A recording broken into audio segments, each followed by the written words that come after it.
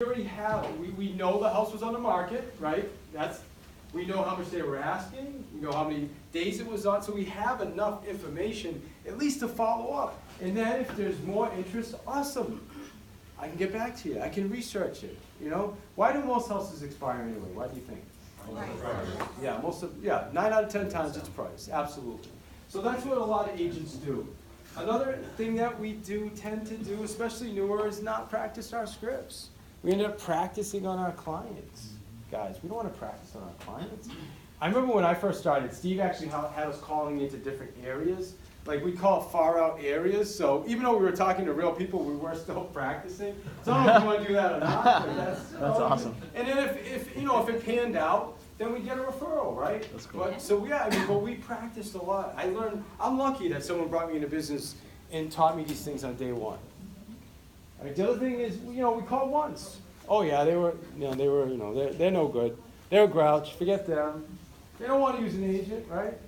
Who can relate to that? Call them once. Good, none of you put your hands up, that's good. Good stuff. All right, give up after the seller tells them they're not interested. I heard a brilliant line earlier for the not interested. Who had the line for not interested?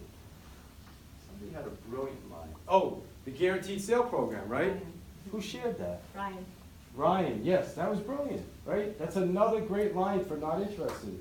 What was the line again? If I could get the other agent. Basically, or like I've talked to a bunch of agents, or did your last agent guarantee they could sell the house for you? Yeah, Or absolutely. Isn't that brilliant?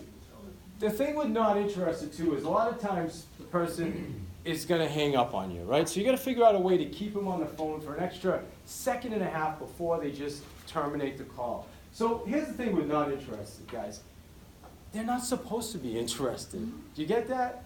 Their house just came off the market. It was on the market for 6 months or 4 months or whatever. It didn't sell, and now all of a sudden, 10 agents call them and say, hey, you know what? I think I got a buyer for your house. Or they're reading scripts to them. So of course they're supposed to say, I'm not interested. What else should they say? Come on over?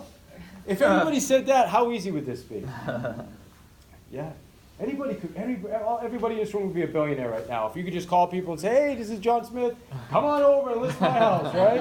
Yeah, of course. It doesn't work like that. Here's the other thing. We get lost in the shuffle, guys. We get lost in the shuffle of agents.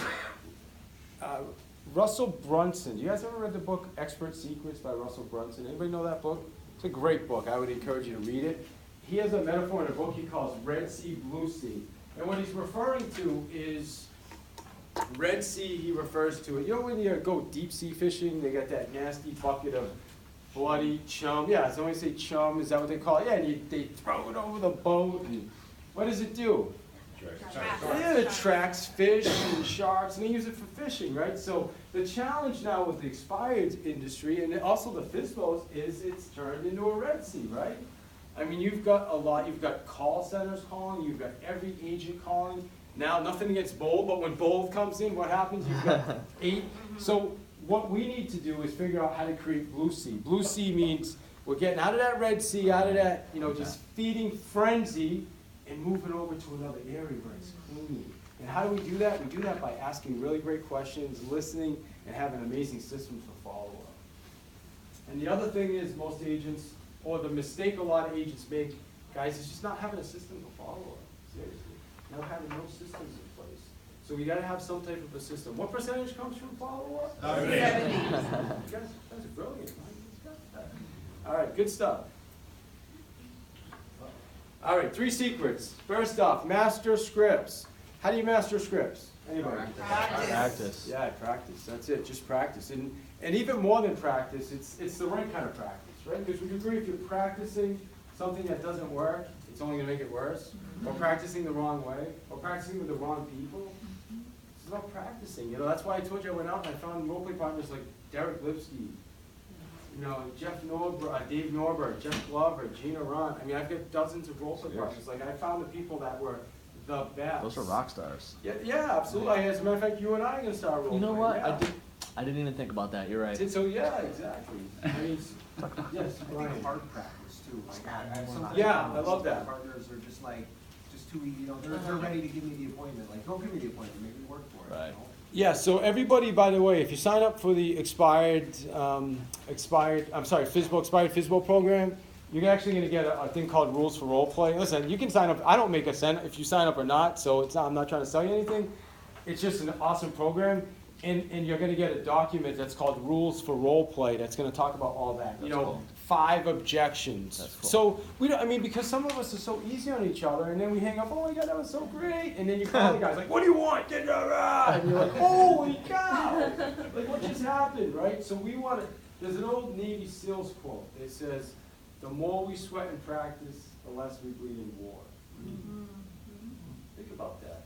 I know it's kind of a rough quote. So Yeah. Arnold Palmer has a softer one. He says, the more I practice, the luckier I get. There you You go. like that one? Yeah, Sound better? there you go. I like them both. I like the one that says, you know, that we always think that practice makes perfect. That's incorrect. Perfect practice Yeah. makes perfect. So Right. that went along with what you were saying. If you're going to practice, make sure it's the right people, the right scripts. Practice makes permanent. Yeah, you practice the right scripts, get the right role play partners, and be committed to it. If you have a role play partner, show up. Don't blow them off. Don't miss the calls. Don't call and start off by talking about how your weekend went. You know, if it's a 15-minute block, then start at 8 and be off the phone at 8:15. So if I'm calling Jorge, I'm just calling saying, oh, hey, it's David over at Keller. I noticed your house came off the market. I'm not saying, hey, man, how was your weekend, buddy? You have the Pats do this. You were actually yeah, you're in this area, the Pats, blah, blah, blah, right? It's just about getting right into it, Yeah. being purposeful. All right, so practice them daily, commit to memory. Other things, having tools and systems. We want to talk about some tools and some systems for you? This clicker's a little weird. All right, dialer. Who uses a dialer? Yeah. There's a lot of different dialer options out there. What about the scripts holders? You guys seen these things? These are cool. This makes it really, really easy. You put that on your desk. I know, Heather, you're on our team, B, you're on our team. We have about 5 of these things around the offices. When a new agent starts, I literally say, okay, this is your Bible. Like, Right. seriously, like, carry this with you everywhere. Like this, we have actually smaller ones that they actually can carry with them, but these are everywhere. They're all over the office. So people call stations, just start calling, and there's your script. Anything you need is there. I love what John Wooden says. He says, and then obviously follow-up and close. What percentage from follow-up? 70%. You guys are gonna have nightmares tonight. Get away from me. 70! Oh, what happened? 70%. Oh. Wow, I thought this stuff was a lot funny when I was doing it before. So, all right. Anyway, listen. It's what you learn after you know it all that counts most. John Wooden said that. It's what you learn after you know it all. So a lot of us know a lot, right? A lot of us came in. Man, I learned a couple really great things. I learned about that, using the guaranteed sale with the expireds. I learned about the FSBO program earlier. You know, there's so much stuff. It's what you learn after you know it all that counts most. So here's the thing. We all know stuff, right? What do we know? Let's talk about some things we know. Just throw some random stuff. What do you know?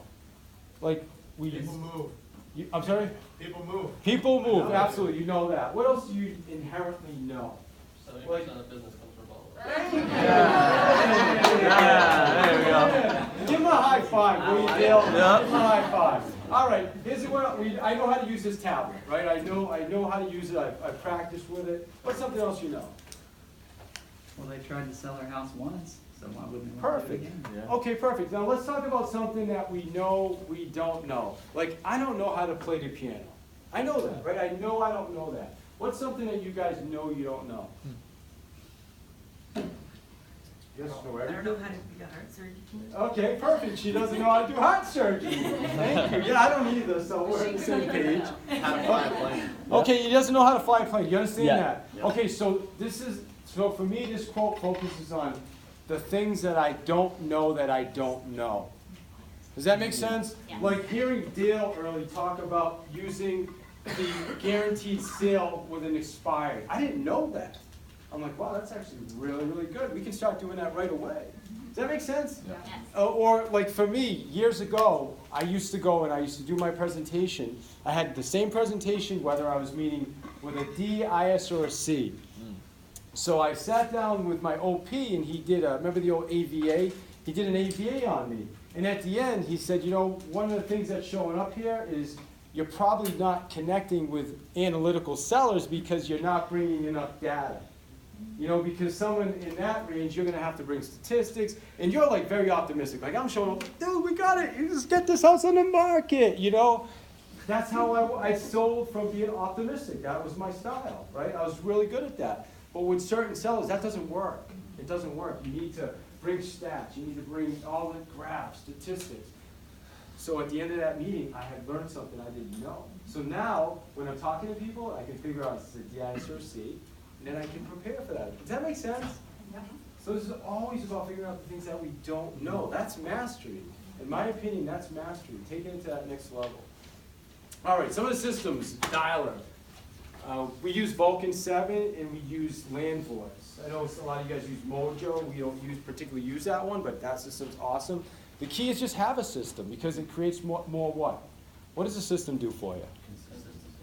Consistency, efficiency. Absolutely, that's the key. Can we create a new word? Conefficiency? Yeah. Conefficiency? Yeah. You can also, Conefficiency. Is that I like it. I don't I know think about with that. having a system, you can also, like, since you're being consistent, you can measure the results and you can actually go back and make adjustments. You know? Yeah, yeah, it's awesome. Yeah, you can see your numbers too. At the end, you're like, okay, I made 35 dials and I talked to 12 people. It's not like, whoa, you know, I'm just trying to figure out. No, it's all there, and and it makes you so much more efficient. And you pre-program your voicemail. You leave a perfect voicemail every time. You know, so it's brilliant. I mean, and like I said, I started with this, so we've come a long way. We've come a long way, guys. All right, what about MLS scan? You know what the MLS scan is?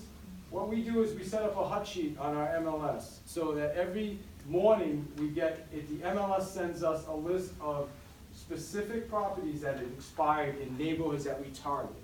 So sometimes some of those if the phone numbers aren't listed or something, they don't show up in Vulcan or they don't show up in LandVoice. So by having that email every morning of those 4 or 5 properties, if they don't show up in Vulcan, then what can I do?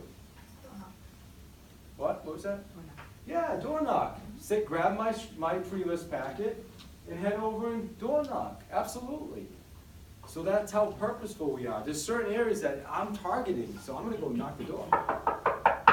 Hello, I'm here. All right. Old expireds. Who's working old expireds? Yeah. Great opportunity, right? What's the opportunity with old expireds, Ryan? They haven't been hammered by 14 agents since 9 o'clock this morning. It's you know? stopped, right? Yeah. It's usually mellowed out. So in the beginning, they get nailed. They get hammered, 10 agents calling. After a while, typically things have calmed down a little bit. They're gonna be a lot more open to talking to you. So we do a lot with older expireds. Yes, Jennifer? The other thing that is really good in our market, since a lot of neighborhoods have gone really steeply up, that even though they might have put their house that was too expensive at the time, their sales price now, we might be at market for it. Love that. Yeah, and that's That's brilliant, because that's one of the conversations we have is, hey, you know, I know when your house came off the market was here, but I don't know if you knew that right now in Massachusetts, in my state, inventory is at a 15-year low. That's a fact in Massachusetts. So when we call people and tell them that, they're like, no, I didn't know that. So it opens up the door for a conversation. The other thing is agent referrals. Anybody do agent referrals with expireds?